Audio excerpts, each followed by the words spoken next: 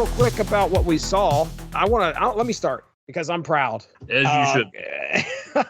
Cannonball and Xavier, Professor X, got me to infinite. Thank you. Thank you very much. Thank you.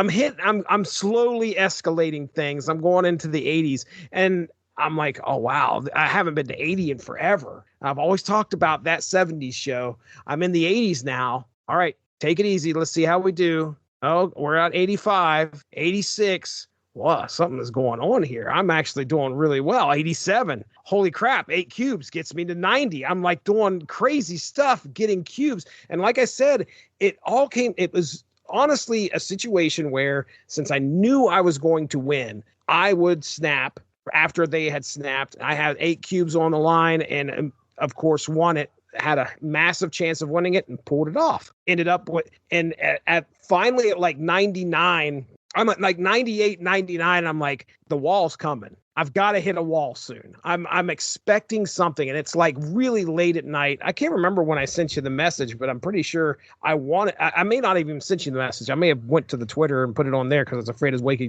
you up. You're good. But I was waiting for that wall to hit. And I was just waiting. They didn't seem to have an answer. They had no answer for the combo at all. They didn't have an answer for Cannonball. And I ended up winning. So I hit infinite. I'm at 100. And then I get pushed over into the ranking system. Mm. Okay. You ever been there? You been there before? No, I don't think they had the ranking system the one time I hit infinite. Okay. All right. So now I'm sitting at I get shoved over into the ranking system and it's like, you're at 67,000. I'm like, oh, okay. All right. So I'm going to make my way up. Oh my gosh. Did things change there? I don't know what switch got flipped, but as soon as I hit infinite and went over to ranking, I couldn't do anything with that deck. I was losing and losing and losing and losing. And it's kind of crazy because as you're playing the ranks, you are running into the same people. I started playing the same people. Like I would play a guy, 2 matches would go by, and then I'd play that guy again. I recognized the name, and all of a sudden I recognized, and the decks, I don't understand how these decks were killing me. Like I was facing this guy that I had not seen anybody play Maximus in forever. And all of a sudden I'm facing these decks over and over that have Maximus in it. I was like, who are these people? And I couldn't win. Like I was like, okay, I've got to switch things up. I've got to do something here. And I finally, after even with a switch, I could not make headway. And I think I finished it out like 90,000, I think is where I was at. I had dropped, of course, the ranking doesn't stop if you stop playing because people are moving and shaking, and they all moved to they moved me down to 90,000 by the end of the season. So bittersweet. I got to infinite. But man, oh man, after I hit infinite and got into the rankings, I was pretty well defeated. I just couldn't believe that the deck that got me there, that Cannonball and Professor X was just a non-factor as soon as I hit infinite. I just couldn't believe it. But anyway, that was my experience. I was excited as far as trends go for the season. It was varied. I didn't see a lot of high evolutionary. I did not see a lot of destroy. Was not a big factor in what I was facing. Every once in a while I'd run into a Thanos deck, but man, I'm telling you, as far as variation goes in the meta, last month it didn't seem like one thing was dominating the meta. So, all right, let me step back. What were your thoughts on last season and what did you see trend wise, whatever? Well, like I said earlier, for a while there, I was seeing a lot more Patriot and using Patriot more than I used to. But eventually, I just would. For a while there, I was moving up pretty fast. I want to say that I hit 90 with like 2 weeks left. Oh wow! Or close to it, well over a week. And I thought, hey, I might have a shot at getting infinite again. Well, not only you said that your journey in the rankings often reflects that 70s show. Mine, after I hit 90, turned into a Tom Petty song, Free Fallin'. Not only did I not stay in 90, I didn't stay in 80 very long. Oh, man. Oh, man. I mean, I kept plugging away with the decks I wanted to try, and I was having fun, but I was at about 75 by the time the season ended. The algorithm found you. I'm telling you, they know. But I was mixing it up. One thing I think that causes me to backslide so much, I think I don't retreat enough. Because like you've told me, especially when you're doing some of these decks around a particular combo or a particular location, like you use the Watcher, and if you don't get the location you're looking for, you retreat. And I've got another buddy who's like, when they lay down Invisible Woman, and then they lay down another card, I know MODOK and Hell are coming, and I just leave. Might as well get on out. and I sometimes I really think I can do it, and other times I'm just like, oh, let's just see a little bit longer. And I think that might be my problem, is I don't retreat enough. Yeah. Strategically, I'm not just retreat, but I think that might be part of my problem. And then also there's sometimes where I don't snap soon enough. Okay.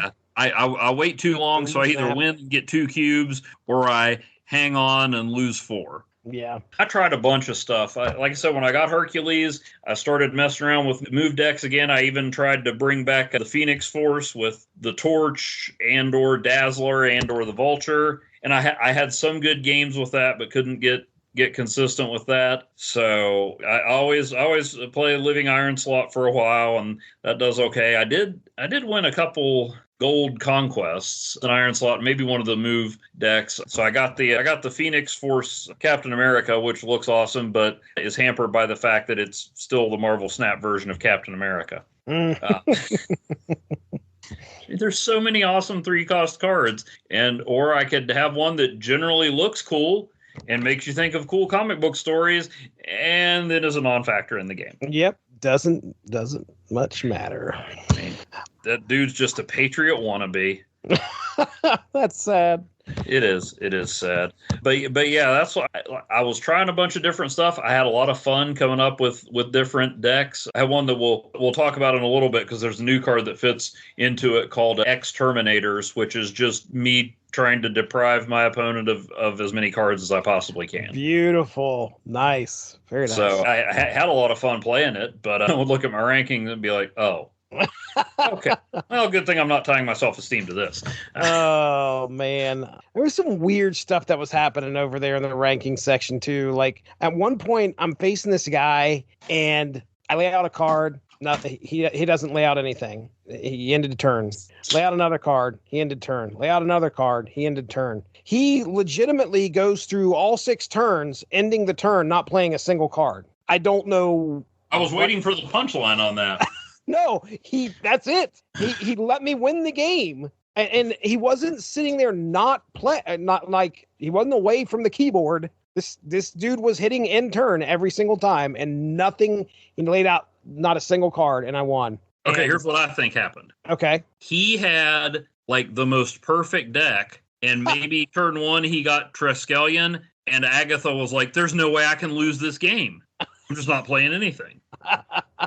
I swear there was one time that I got like Agatha Triskelion to me twice in a week. Oh my gosh. Oh, that's rough. But yeah, so that's what it was. Is he had the perfect deck, and he's like, I'm going to see if Agatha can mess this up. Maybe that was it. Maybe it wasn't the Triskelion. Maybe he had like the greatest 11 card combination ever. And he's like, let's see what happens when I give this to Agatha. And Agatha's just like, nope. This is not how I play. Oh, man. I saw another guy who changed his name to like just playing for boosters or something like that, or let's play for boosters. And I was like, okay, well, anyway. So, all right. Well, let's move on to our unlocks for the season. And okay. I'll go ahead and get mine out of the way. I already meandered through half of mine, I think. my list is extremely short. And granted, I didn't go up much. I was just taking a look. I think I only went up like 300 compared to where I was at as far as collector level goes from last time. So I must not have played a whole lot. You were just basking in the glow of infinite. You're like, man, I don't have anything to prove now. I must have been. That's the only thing I can think of. But anyway, currently, as of today, 10,486 as far as the collector level goes, and 4 spotlight keys. Yes, I'm hoarding those things. First unlock that I hit was a pixel absorbing man. That's a weird looking pixel. I'm Mr. Pixel over here, and I set that as my favorite, and then I'm like, I don't know, man. It looks like he literally absorbed an Atari cartridge. And yes, he does. He really does. Then next is an Ario Anandito Titania, which is I think you might have described this to me at one point. I don't know. She's got like a skull. She's got the do-rag. Yeah, she's got the do-rag and she's running at the viewer pretty much. Yeah, it's like, what if Titania wasn't just about her chest? She's take it off, running. All right. Next up is Ms. Marvel. So I think I got her. I must have tried and used one of my spotlight keys trying to get something. That's the only thing I can think of, and then I stopped. I was like, okay. Was she the week of Cannonball? Maybe, but I think she might have been. She isn't grouped together by Cannonball for some reason in my thing. But then again, maybe I updated her. Well, no, I haven't used her, so I know I don't have any boosters. I've always thought she was a cool card, but I just haven't given the brain power to create a deck around her yet. Mateus Manhani Thor, which was part of the giveaway that they did for the 7 days. So I assume everybody got that. Yeah. Ended up with a Pixel She-Hulk. Nice. A Max Grecki Vision. Which probably my favorite Grecki variant. Yeah, it's pretty neat. Very cartoonish looking. I got a Pixel Mysterio. Nice. And it ended up with a Cannonball, of course. Talked about Cannonball. Oh, you got Cannonball? I did get Cannonball.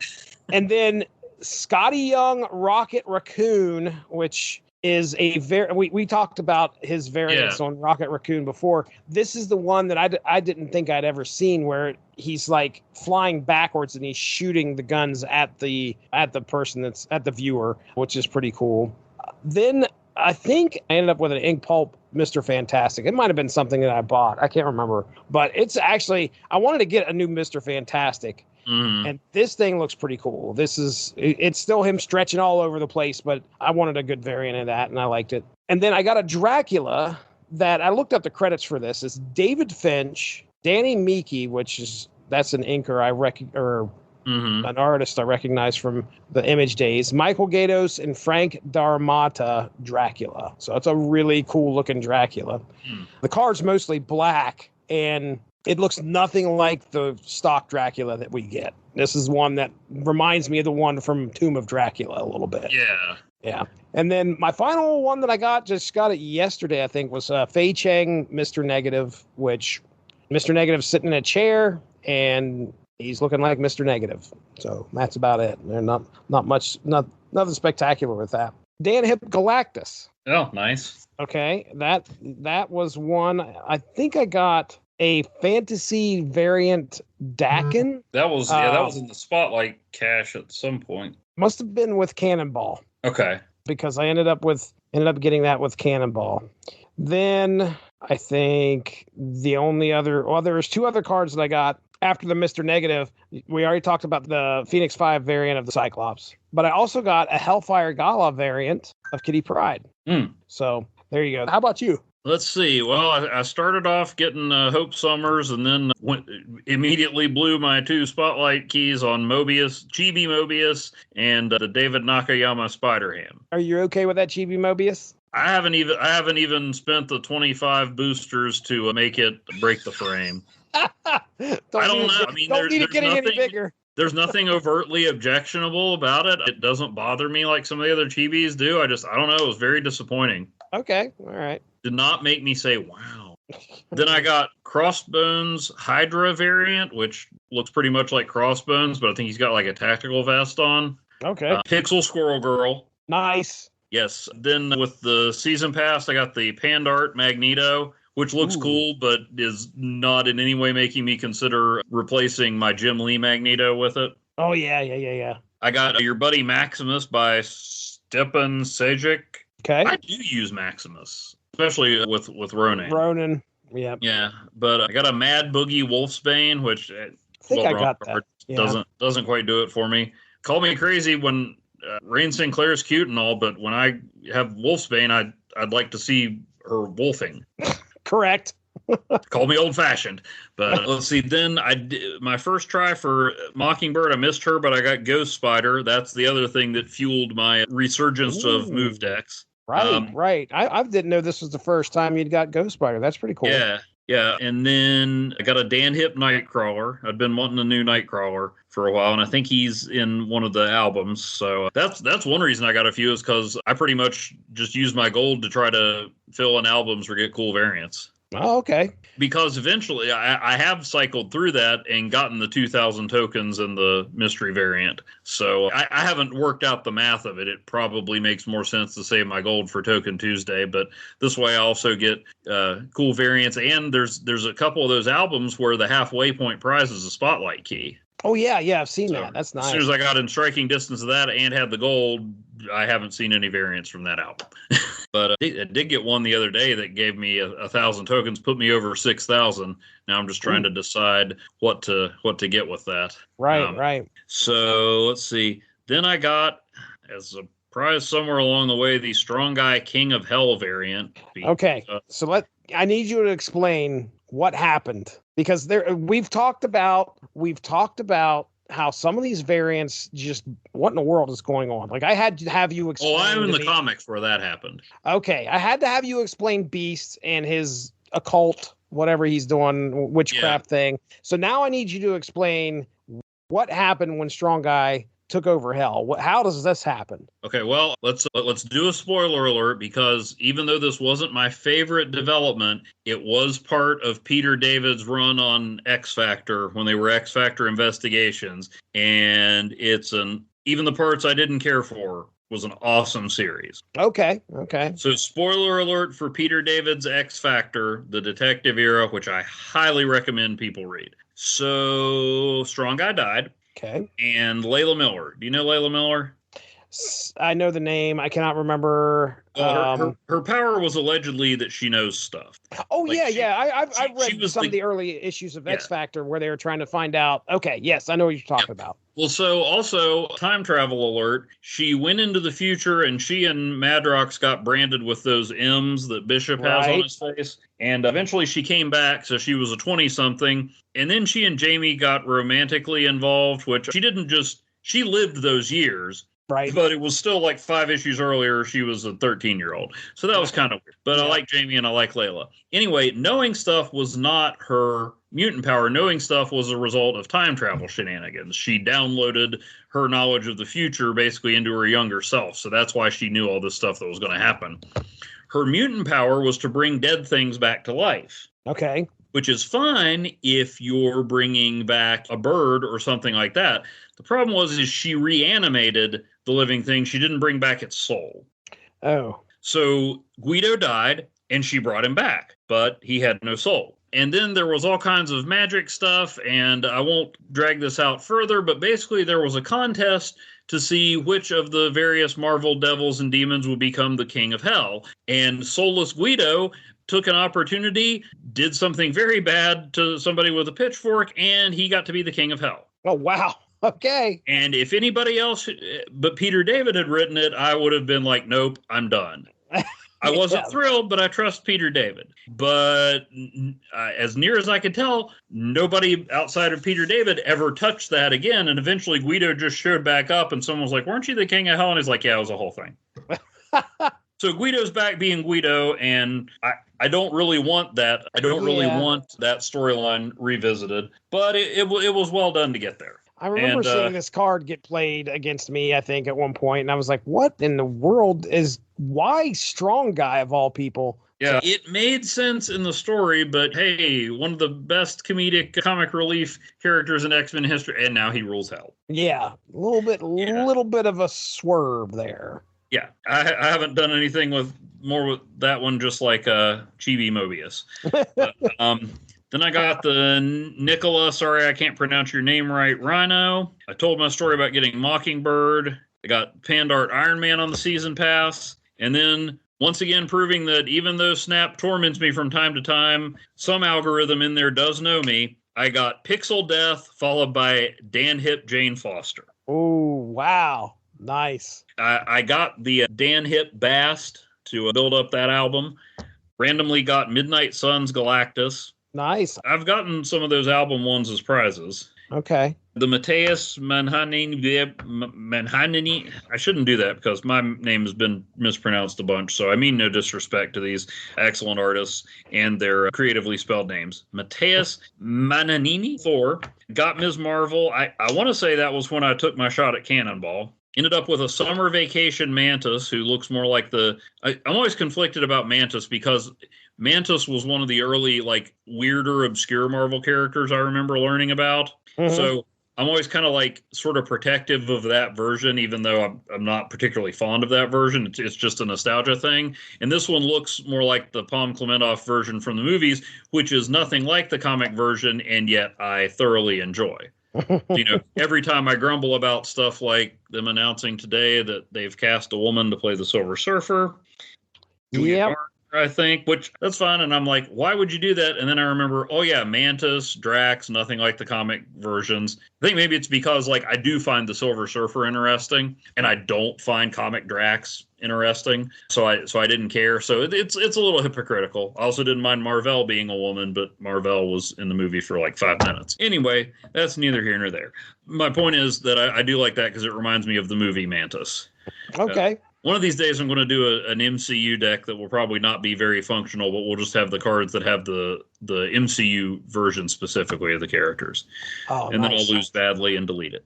Got the Hope Summers Pandart variant from the Season Pass. The Quicksilver Sports variant, which I find neither objectionable nor interesting. It's like, oh, Quicksilver's running. I see what you did goes. There. Yeah. I got a Jim Lee Rogue as a prize. Nice. Very nice. Let's see. Hercules. And then proving that Snap does still like to torment me, a Chibi Heimdall. Paid the gold for the Art Germ Disco Dazzler. Nice. Yeah, I wondered how long it'd be before you got a hold of that. Yeah. Got a Dan Hip Null. Okay. Because the murderous alien warlord needs the Teen Titans Go sense of whimsy. Yeah. I mean, it's the null I use now. The Phoenix Force Captain America I talked about. The Phoenix 5 Cyclops spent the gold for the Jim Lee Storm, which is both Jim Lee art and the X-Men animated costume. You cannot beat that. Nice. I got a Combo Break Leader. I think that was for when I completed the 10 variant purchases, well, gold purchases. So that was my mystery variant reward with my 2,000 tokens. The one where like he's got the framework holding up his head because it's so heavy. Oh yes. I got a Pixel Mr. Sinister and got War Machine at the 11th hour, and then the last one I snagged was a Pixel Arnim Zola. Okay, very nice. Okay, well there we go, ladies and gentlemen. That is our unlocks for the March of 2024. Thanks a lot for joining us. Make sure to tune in tomorrow for the next installment of Snap Material.